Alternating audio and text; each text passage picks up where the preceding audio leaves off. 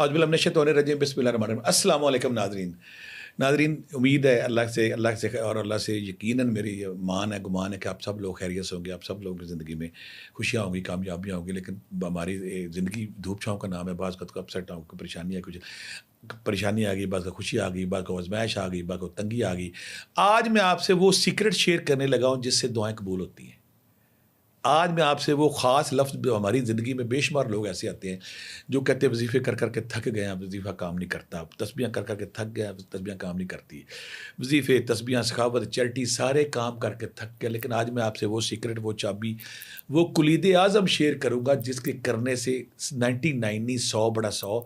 और रब्बे ज़ुल जलाल ने ये वादा किया है, कहा कि जो ये करेगा मैं उसको उसको औलाद भी दूँगा, रिज़्क भी दूँगा, सेहत सब कुछ दूँगा।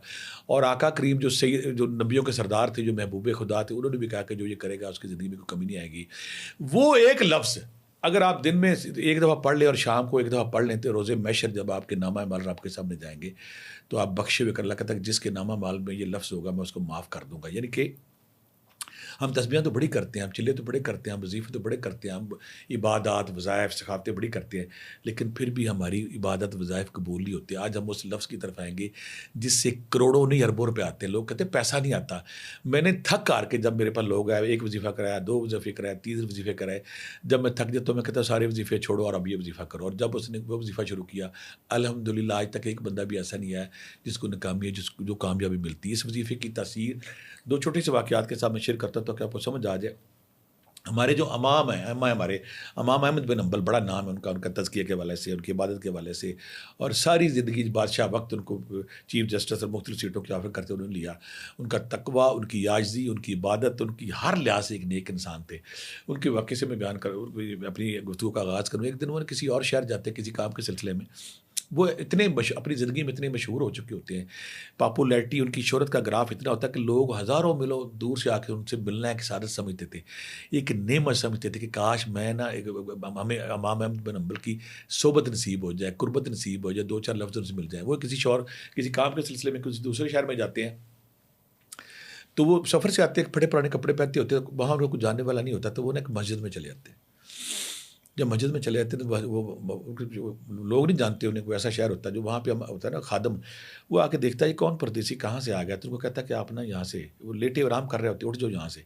आप उठ जाते हैं, तो वो जब उठ जाते हैं ना वहाँ से, तो वो बाहर आके सीढ़ियों पे बैठ जाते हैं। वो बताते नहीं उन्हें कि मैं इमाम अहमद बिन हम्बल हूँ, हालाँकि वो बता देते तो पूरा शहर उमड़ आता। पूरा शहर उनकी एक ज़ियारत, एक नज़र के लिए उनकी दीवाना था। वो बाहर आके ना मस्जिद की सीढ़ियों पे बैठ जाते हैं। जब सीढ़ियों में बैठ जाते हैं तो कुछ देर बाद वो जो मस्जिद खादम है, वो ये ऐसे करंट, ऐसे कड़वे होते हैं ये, वो आके कहता है सीढ़ियों पे क्यों बैठ गए हो? मैंने नहीं तुम्हें यहाँ बैठने देना, उठो यहाँ से। वहाँ से भी उठा दिया। तब जब अब उठ रहे होते हैं तो वहाँ पे सामने एक नान बाई, एक तंदूर वाला बंदा बैठा होता है, जो देख रहा होता है कि शरीफ सा नेक से आदमी है, ये मस्जिद वाले जाती कर रहे, तो उनके पास आता है कि आप कहाँ से आए हो? कहते मैं यहाँ किसी काम के सिलसिले में आया हूँ। तो कहते मैं तो आराम कर रहा था। उन्होंने कहा आप मेरे पास आ जाएँ। वो नान भाई जो बेकरी वाला, वो उनको लेके अपने ना कमरे, अपनी दुकान पे ले जाता है, तो वहाँ बैठ जाता है। तो वहाँ जब बैठते हैं तो वो नान भाई होता है ना, वो कोई ज़िक्र कर रहा होता है, तो इमाम अहमद बिन हम्बल पूछते हैं कि तुम क्या तस्बीह कर रहे हो? कहते मैं उनको तस्बीह कर रहा हूँ, मेरा ख्वाब है, मेरा एक ड्रीम है, मेरी ख्वाहिश है, उसकी तकमील के लिए मैं एक तस्बीह कर रहा हूँ। उन्हें क्या करते हो? कहते मैं अस्तगफिरुल्लाह पढ़ रहा हूँ, जो आज का हमारा टॉपिक है, जो आज का हमारा वज़ीफ़ा है, कि मैं अस्तगफिरुल्लाह पढ़ रहा हूँ। अस्तगफिरुल्लाह पढ़ने का उसका उनका तुम्हारा मकसद क्या है, तो हमारी मंज़िल क्या है? कि वो नान भी कहने लगे मेरी एक ही मंज़िल है कि काश खुदा करे कि मुझे किसी दिन इमाम अहमद बिन हम्बल से मेरी मुलाकात हो जाए। रब का तक़सीम, रब का सिस्टम, रब का निज़ाम देखें कि जो नान भी अपने घर में बैठ के अस्तगफिरुल्लाह की तस्बीह पढ़ रहा है, कि नामुमकिन काम कि इमाम अहमद बिन हम्बल के वहाँ पे शहर में कोई जाए तो वहाँ पे कितनी लंबी लाइनें होती मुलाकात की।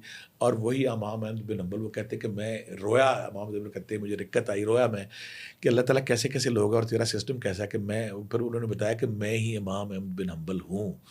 वो दुकानदार रोता है और कहता है कि देखिए मेरी जो मिर्द है, मेरा जो वज़ीफ़ा है, उसकी कितनी तासीर है कि मैं जो ख्वाब देखता था, मैं एक ड्रीम देखता था कि इमाम अहमद बिन हम्बल से मुलाकात हो, तो आज वो मेरे पास आ गए। एक वाक़या। दूसरा, حضرت یونس علیہ السلام جب وہ بڑا تبلیغ کرتے تو ان کی قوم نہیں مانتی، تو آپ غصے میں نکل آتے ہیں، نکل کے کہتے ہیں میں چلے جانا یہاں سے. جب وہ نکل آتے ہیں نا تو پھر جب باہر آتے تو وہ آگے واقعہ سارا آپ کو پتا، مچھلی کے پیٹ میں سارا واقعہ. اب ان کی قوم کو جب حضرت یونس علیہ السلام چلے جاتے ہیں نا تو اچانک اللہ کا عذاب کا سسٹم آتا ہے، وہ ڈرا جاتے ہیں انہیں کہ اللہ کا عذاب آنے والا ہے اس بستی پہ. آسمان پہ بادل، ہوائیں، آندیاں تیزی چلنا شروع ہو جاتی ہیں. آسمان کا موڈ بتاتا ہے کہ آج اس بستی کی خیر نہیں، تو سارے بستی والے نکلتے ہیں اپنے بچوں کے ساتھ، اپنی فیملیوں کے ساتھ، اپنی عورتوں کے ساتھ باہر کھلے آسمان کے نیچے آ کے نا رب حضور کے سجدے میں گر پڑتے ہیں. جب سجدے میں گر پڑتے ہیں تو رب سے کہتے ہیں کہ اللہ میاں ہمیں معاف کر دے. اللہ کہتے ہیں کہ میں نے آج تک جب بھی میرا عذاب کسی قوم پہ مسلط ہوا میں نے اس کو روکا نہیں، لیکن مجھے اس دن جو حضرت یونس علیہ السلام کی قوم ہے ان کی آہوزاری، ان کی گریہ زاری، ان کا استغفار، ان کی معافی اس قدر پسند آئی کہ میں نے ان کو معاف کر دیا. اب ہم آگے چلتے ہیں کہ آپ حیران ہو جائیں گے کہ فرشتے صبح شام ہمارے نامہ مال رب کے پاس لے کے جاتے ہیں. اگر ہم صبح فرشتے آتے ہیں وہ عصر تک، اور عصر والے فرشتے صبح تک آتے ہیں. ہم فجر سے لے کے عصر تک صرف ایک بار استغفر اللہ پڑھ لیں، صرف ایک بار استغفر اللہ پڑھ لیں، اور پھر عصر سے لے کے صبح تک ایک بار استغفر اللہ پڑھ لیں. اور اللہ تعالیٰ فرماتے ہیں کہ جب میرے سامنے نامہ مال آئیں گے، ہر روز کا صبح شام کے پیپر آئیں گے، اور پیپر پہ جب لکھا ہوگا کہ استغفر اللہ، تو اس ایک استغفر اللہ کی طفیل نسبت سے میں اس شخص کو معاف کر دوں گا. یعنی کہ صرف ایک دفعہ استغفر اللہ پڑھنے کے اتنے ثمرات، اتنی اس کی مقام ہے کہ آپ معاف کر دیے جائیں گے. دوسری بات ہے کہ آقا کریم محبوب خدا سید الانبیاء سرور کائنات جو بادشاہ جن کو کسی وظیفے کسی کی ذکر کی ضرورت نہیں تھی، آپ روزانہ 100 بار استغفر اللہ پڑھا کرتے تھے. یعنی کہ 100 بار ڈیلی پڑھا کر. اور آپ فرماتے تھے کہ اللہ کو کوئی بھی عمل محبوب نہیں ہے، چاہے نماز ہے، چاہے حج ہے، چاہے زکوٰۃ ہے، چاہے روزہ ہے، جتنی مرضی عبادت کر لے، لیکن جب اللہ کے سامنے کوئی معافی مانگتا ہے، کوئی استغفار کرتا ہے، اللہ کو وہ معافی استغفار سب عبادات سے افضل ہے. لہٰذا ہماری زندگی میں پرابلم کیا آتی ہے؟ ہم جب استغفار کرتے ہیں ہم طوطے کی طرح پڑھتے ہیں. میں یہاں آپ سے شیئر کروں گا کہ آپ نے استغفار پڑھنا کیسے. آپ طوطے کی طرح پڑھتے ہیں، مشین کی طرح پڑھتے ہیں، ٹر ٹر ٹر ٹر پڑھے، اس طرح نہیں ہے. استغفار اس طرح پڑھنے ہیں کہ آپ کے جسم کا رواں رواں استغفار میں ڈھل جائے، آپ کا جسم کشکول بن جائے، آپ کا جسم کاسا بن جائے، آپ اللہ کے پورا وجود آپ کا دعا میں ڈھل جائے، کپ کپی طاری ہو جائے، آپ کی آنکھوں سے آنسو بہنے شروع ہو جائیں. جب آپ کے جسم سے استغفار شروع ہو جائے، جب آپ کے جسم سے کپ کپی استغفار شروع ہو جائے، جب آپ کا رواں رواں استغفار میں ڈھل جائے، تو آپ سمجھ لیں کہ آپ کی عبادت قبول ہو رہی ہے، آپ استغفار میں ڈھل گئے ہیں. طوطے کی طرح استغفار سے فرق نہیں پڑنا. استغفار کب پڑھنا ہے؟ جب آپ کا وجود استغفار میں ڈھل جائے، کشکول میں ڈھل جائے، کاسے میں ڈھل جائے، آنسو آپ کی آنکھوں سے آنے شروع ہو جائے. یہ وہی لمحہ جب ہم روضہ رسول کے سامنے جاتے ہیں تو جب وہاں پہ گزرتے تو ہماری زبان بند ہوتی ہے، ہم کچھ نہیں بولتے، کوئی لفظ نہیں بولتے، لیکن ہمارا وجود، ہماری سسکیاں، ہماری آہیں، ہماری دل کی دھڑکنیں، ہمارا وہاں پہ جو کیفیت ہے نا وہ کشکول بن جاتی ہے. ہم نے کیا کرنا ہے؟ ہم نے استغفار جب پڑھنا ہے اس طرح پڑھنا کہ ہمارا سارا وجود اس استغفار میں ڈل جائے. آپ جب استغفار پڑھتے ہیں یقین کریں رب راضی ہوتا ہے، وہ آپ کو معاف کر دیتا ہے. اور دوسری بات ہے جب استغفار پڑھتے ہیں تو یہ استغفار کے ہے کہ اللہ سے معافی ہے نا. جب استغفار ہم پڑھتے ہیں تو استغفار پڑھنے کے دوران اللہ راضی ہوتا ہے، اور بندہ اقرار کرتا ہے رب کی ربوبیت کر رہا ہے، اللہ تو میرا رب ہے، تو میرا سب کچھ ہے، میں تیرے سامنے اپنی غلطیوں کا اقرار کرتا ہوں. کچھ لوگ کہتے ہیں کہ معافی ایک دفعہ مانگے، 2 دفعہ، میں دیکھو تو معافی ہر روز مانگے، ہر لمحے کے ساتھ مانگے، اور جتنی بار بندہ معافی مانگتا ہے رب راضی ہوتا ہے. اور اللہ تعالیٰ نے بڑی پیاری بات کی ہے، جب کوئی انسان معافی مانگتا ہے تو وہ میری طرف چلتا ہے تو میں اس کی طرف نا دوڑنا شروع کر دیتا ہوں. اور اگر کوئی بندہ معافی مانگ کے میری طرف دوڑ کے آئے تو میں اڑ کے اس کی طرف جاتا ہوں. اور دوسری بات ہے وہ جو 99 قتل والی بات ہے کہ بندے نے جب آخر میں اس نے توبہ کی اور ایک مولوی کے پاس گئے، انہوں نے کہا تمہارا تم بخشے نہیں جاؤ گے، انہوں نے اسے بھی قتل کیا. اور جب اس کے بعد جب اس کی موت کا وقت آیا تو اللہ نے زمین کو سکیڑ دیا کہ فرشتے دونوں آ گئے کہ یہاں پہ دیکھیں یہ نیک بندہ ہے، یہ برا بندہ ہے. تو جو نیکی والے فرشتے اس کی جگہ اللہ نے پھیلا دی، اور اللہ نے اس 100 بندوں قاتل کو بھی معاف کر دیا. آپ سب نے یہ واقعہ سنا ہوگا. تو ہم نے اپنی زندگی میں استغفار لانا ہے، کیفیت کے ساتھ، تڑپ کے ساتھ، اس حال کے ساتھ. اگر ہم ویسے استغفار کریں گے تو ہمارے لیے بے معنی ہو جاتا ہے. استغفار مشینی نہیں پڑھنا ہے، استغفار کہتا کوئی مشینی نہیں پڑھنا، طوطے کی طرح ٹٹر نہیں کرنا. جب آپ استغفار پڑھیں تو انشاءاللہ اس کے ثمرات اتنے کہ آپ کی زندگی بدل جائے. استغفر اللہ ربی من کل ذنب و اتوب الیہ، وہ خاص استغفار ہے، یہ وہ اسپیشل استغفار ہے. اگر کوئی بندہ اس اسکرین پہ بھی ہم دیں گے، اگر کوئی بندہ اس کو 100 بار صبح شام پڑھ لے تو کیا بات. میری زندگی میں 2-3 ایسے کاروباری لوگ ہیں کہ میں دکان پہ گیا، بڑا لہر بہر پیسے، میں نے کہا کیا کرتے ہو؟ کہتے ہیں ہم سمپل یہ کرتے ہیں کہ میرے جو ورکر یہاں پہ صبح آتی ہے میں سب سے کہتا ہوں کہ آپ نے 100 بار یہاں پہ استغفار پڑھنا ہے، پھر ہمارے دن کا آغاز ہوتا ہے۔ میں ایک فیکٹری میں گیا تو وہاں پہ انہوں نے کہا تھا کہ ہم نے یہاں پہ ہر ورکر کی ڈیوٹی لگائی ہوئی ہے کہ صبح ہوتی ہے آپ نے 100 بار استغفار پڑھنا ہے۔ تو میرے سارے وہ لوگ، میری زندگی میں جب کوئی لوگ آتے ہیں وہ رزق کے وظائف کر، آپ میں کوئی سورۃ طلاق والا وظیفہ کر رہا ہے، کوئی سورۃ کوثر والا کر رہا ہے، کوئی یا رضا کو یا باسط کر رہا ہے، جو کوئی یا غنی ہو یا مغنی کا، آپ اپنی پسند کا ورد شروع کریں، چاہے سورۃ کوثر شروع کر لیں، چاہے سورۃ طلاق شروع کر لیں، چاہے یا رضا کو یا باسط کر لیں، چاہے یا غنی ہو یا مغنی شروع کر لیں، یا رضا کو یا وہاب شروع کر لیں۔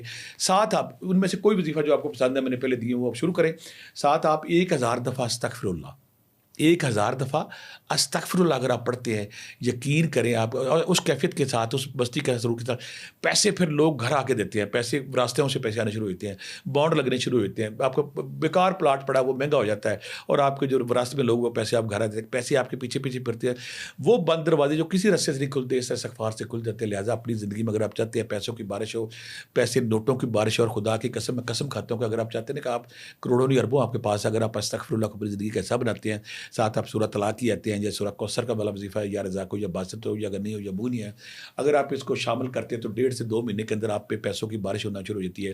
استغفار، اور دوسری بات، اگر آپ کی کوئی بیماری ہے آپ استغفار پڑھیں۔ یہاں میں ایک بہت بڑی خوبصورت بات ذکر کروں گا، بعض لوگ امام غزالی رحمۃ اللہ علیہ سے اس کو کوٹ کرتے ہیں، بعض حضرت رضی اللہ تعالیٰ عنہ سے کرتے ہیں کہ ایک بندہ ان کے پاس جا کے لگے میرے پاس نا میں گناہ گار ہوں تو میں کیا کروں؟ تو آپ نے کہا جاؤ جا کے استغفار کرو۔ ایک بندہ اور کہتا ہے جی میرے پاس نا مجھے رزق کی تنگی، میرے پاس پیسے نہیں، آپ نے کہا جاؤ جا کے استغفار کرو۔ ایک اور بندہ کہ کہتا ہے میرے گھر میں بیماری بڑی ہے، آپ نے کہا جاؤ جا کے عبادت کرو۔ ایک اور بندہ میرے پاس آ کے کہتا ہے جی میں بڑی کوشش کرتا ہوں میرے سے نیکی نہیں ہوتی، آپ نے کہا جاؤ جا کے عبادت کرو۔ ایک اور بندہ کچھ گاؤں کے لوگ آ گئے کہنے لگے ہم نے ایک نہر بنائی تھی لیکن نہر خشک ہوگی، پانی نہیں آتا، تو آپ نے کہا جاؤ جا کے استغفار کرو۔